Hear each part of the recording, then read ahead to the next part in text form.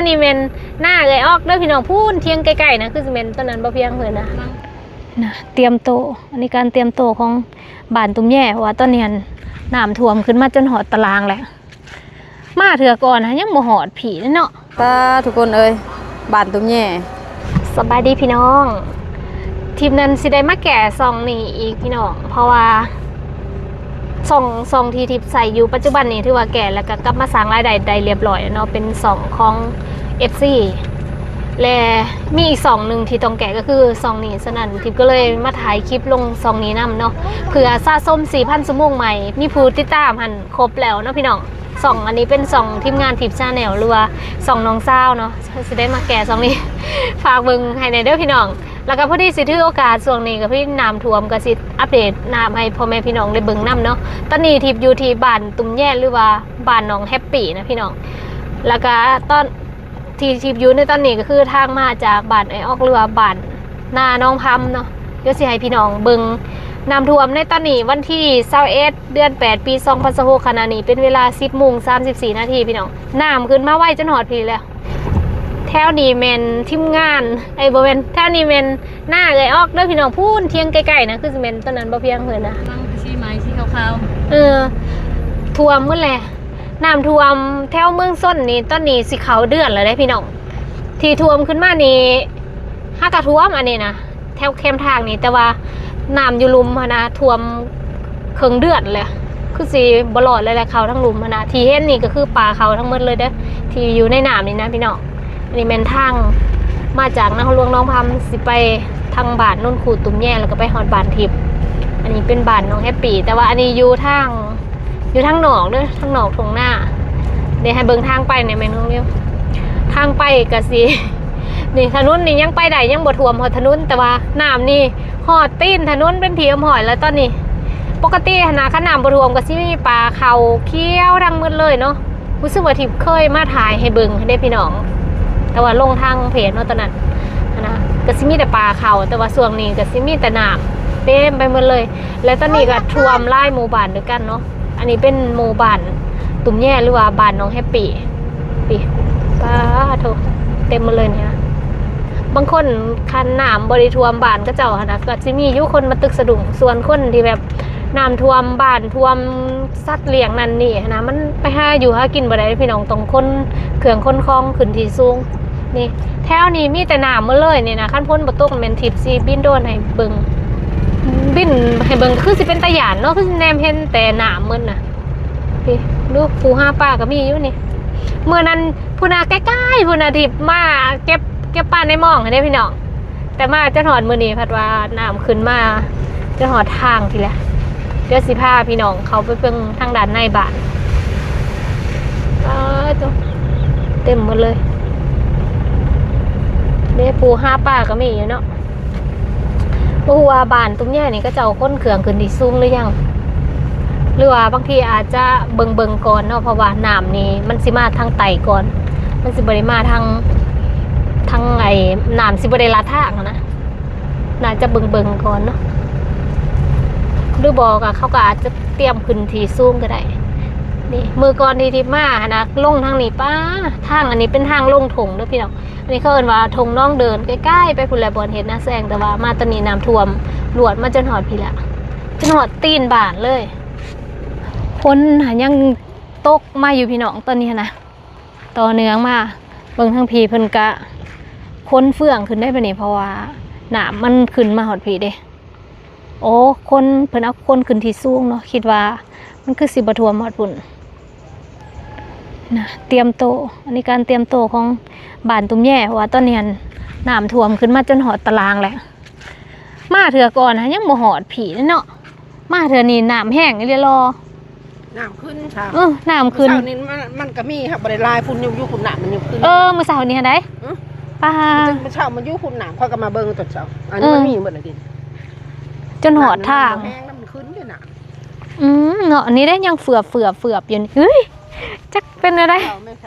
เนาะน้ำท่วมอีกป้าแห่งแถวนั้นมีแต่ปลาเขาจนมืดเลยค่ะพี่น้องบ่เรือเลย เขาหน้าลุมแมนบริกินเลยตอนนี้พี่กายนี่คือบ้านกงอยากท่วมหาเถือเนาะตุ้มแย่กับท่วมหาเถือบ่พี่กายนี่บ่แม่ ท่วมหาเถือบ่เมื่อวานพี่กายนี่ท่วมลายบ่ท่วมลายเถือบ่บางบอนหาน้ำลงแล้วก็เจ้าก็ดำน้ำไหมห้าเถือเฮ็ดกระท่วมมืดเนาะตาหนายน้ำนู่นน่ะน้ำแต่ก่อนเคยมีแต่ปลาเขาเดี๋ยวนี้ป้าน้ำเต็มหมดเลยน้ำลีรอ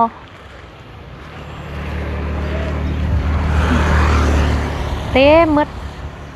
สิหอดบานเลยจักสิโปบไปทางใดแหละพุ่นแรกขึ้นโขกนู่นขู่พุ่นแรกพี่น้องเดี๋ยวสิพาพี่น้องไปเบิ่งทางด่านในบ้านอีกเตรียมย้ายแล้วย้ายไปโขกได้บัดนี้ฮะขึ้นนี่เลยอันนี้เพิ่นก็เอาอาหารขึ้นโขกเลยนี่เดี๋ยวบัดนี้สิพาพี่น้องเขาเบิ่งทางด่านในหมู่บ้านได้ยินว่าทั้งหมู่บ้านทั้งถ่ายนี่มันต่ำแล้วมันน้ำเขาแล้วว่าซั่น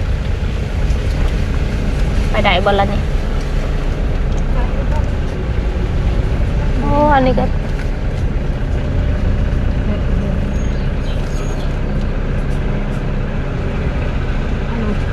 รถขึ้นรถบ่อนรถขึ้นรถบ่อน บ่ติเอ้าเครื่องรถขึ้นรถ ไฟบ่ได้ยันมันลาย อันนี้ทั้งด้านในหมู่บ้านเด้อพี่น้อง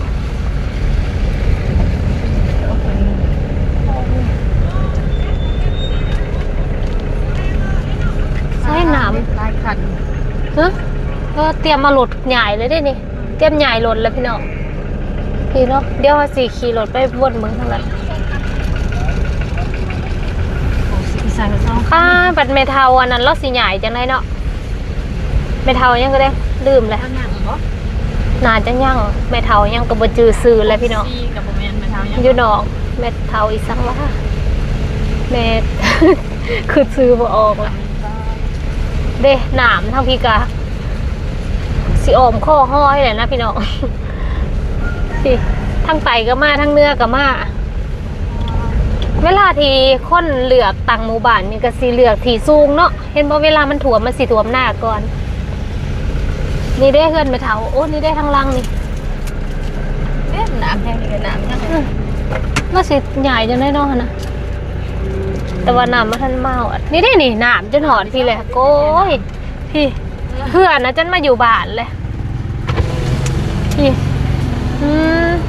ท่วมทั้งผีก่อนเนาะอันนี้มันทาเหือไหวเนาะขึ้นมาดพี่เลยน้ำนี่ อันนี้ทางในบ้านตุ้มแย่ด้วยพี่น้อง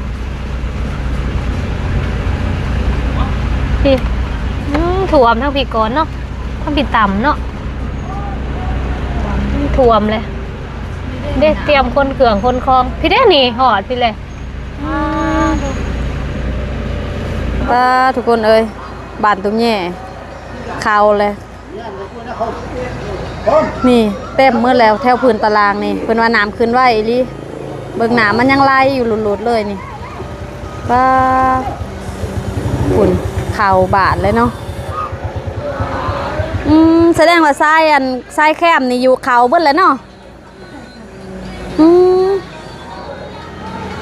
ฝุ่นเอาในตารางเฮือนหันจนพายเฮือได้ทางใดก็โอ้ยมีคุมนั่นอีกอ๋อเพื่อนทางใต้พุ่นน่ะเพิ่นปบเรียบร้อยแล้วอ๋อเพิ่นว่าทางนั้นเพียงแอวเลยเนาะ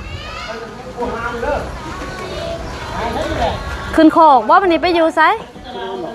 ป้าขาวเพิ่นก็ยังเต็มเหล่าอยู่เพื่องโอ้คิดว่าขาวไปแล้วเนาะโอ้ได้บอกบ่ได้มนฮู้เด้อมื้อเช้านี้ยังบ่ได้มีน้ำยังอยู่ลมพุ่นป้ามาไว้ลิแสดงว่าน้ำนี่อัน3บ่กับ2019สำคัญเลยบ่เบาว่าอันมันขึ้นไว้หั่นนะไว้บอกว่าไว้โลดมันขึ้นมานี่ในเช้านี้อยู่พุ่นเจ้าว่ามันร่วมไปแทง เป็นแพงยาวเลยเนาะ โอ้ย แสดงว่าน้ำนี่ป้าโท นักได้ นักเนาะ ไล่สดเด้อไล่สดเด้อ ในสดเลยนี่ให้พี่น้องผู้อยู่ไกลอยู่ใกล้เบิ่งไผก็ทาเบิ่งอยู่ได้ไปอัปเดตให้เบิ่งแหน่ว่าจะขึ้นมาสำใดถ้าเบิ่งนี่เนาะมันยังไล่ขึ้นหลุดๆอยู่ หน้าโขกมันยังท่วมแล้วเนี่ยนี่ฮะ ท่วม มันท่วมจะขึ้นนี่มันหน้าโขกนะ โอ้ อันนี้น่าลุมได้เนี่ยฮะ เนาะ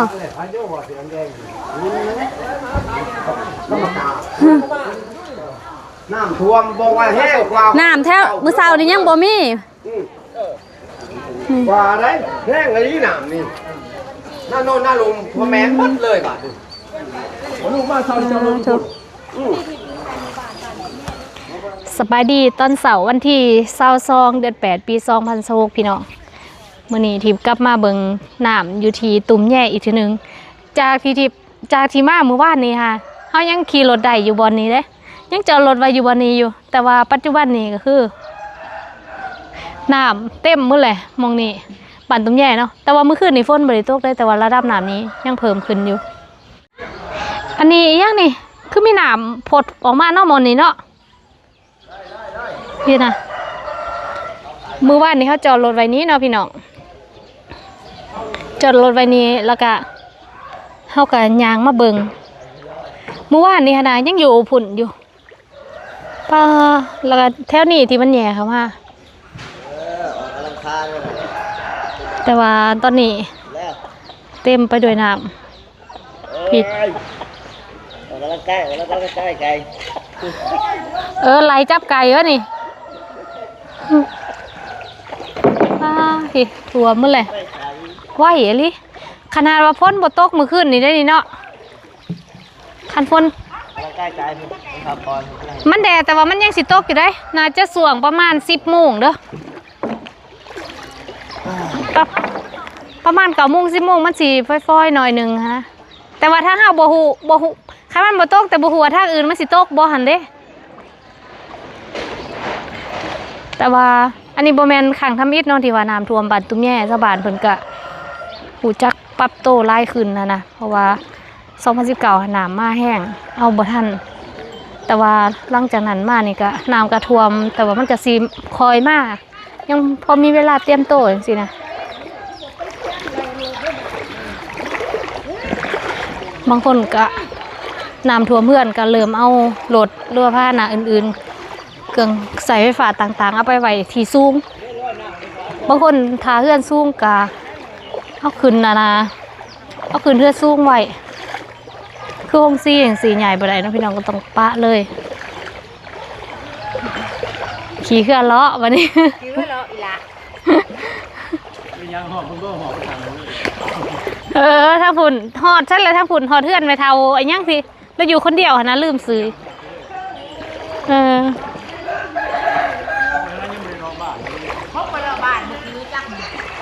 หอบบ่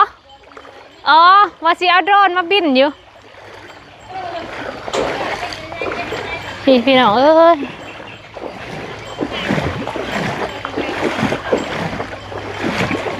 พักเพิ่นใครอยู่พักอยู่สูงนี่เด้เตรียมใหญ่นี่ได้นี่ใหญ่ออก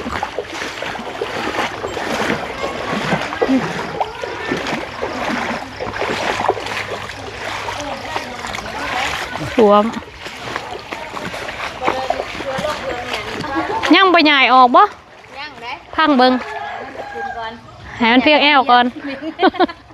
ไปอยู่โรงเรียนบ่ได้รถละยังเอาไปหมดแล้วบ่ไปแล้วฟ้องอันนั้นแล้วเอาไปแล้วเอาไปใส่ไปไว้โรงเรียนผู้ไปไว้เพื่อพี่น้องโรงเรียนท่านได้ไปสูงที่สุดแล้วแม่นบ่โรงเรียนน่ะสูงเลยถ้ามีโรงเรียนแล้วก็จังมันขึ้นมาปลูกบ่แถวซ้ายทางตอนนี้นะพี่น้องก็ถือว่าอ้าวมันสิบ่ลัดทางก่อนบ่คันว่าโรงเรียนหอโรงเรียนนะบ่ลัดก็ไปได้อยู่ดอกมันบ่เลิกเนาะไปตอนช่วงอยู่ในวัดเด้ยังทันได้หอโรงเรียนนะแต่ว่าคันแถวคนนขู่ก็คือว่าท่วมบ่เขาจะว่ามันแห้งกับท่วมกันปีนั้นได้ยางหน้ามันไปใส่บาตรเขาประดับดินนะปีมันหนักๆนะปี2019จังหน่อยนี่แหละจังว่ามันคือแห้งอย่าเอาไปเลยผู้แลภาษาบ้านบ้านอันนั้นนดขู่ผู้แล พี่ได้น้ำท่วมฮอดพี่แล้วพี่น้องบ้านตรงแย่เนาะบ้านน้องแฮปปี้ฮอดพี่แล้วเด้อวันที่22เดือน8ปี2026น้ำท่วมสำหรับคลิปนี้ก็สิอัปเดตให้เบิ่งประมาณนี้เด้อพี่น้องเจอกันใหม่ในคลิปต่อไปสบายดี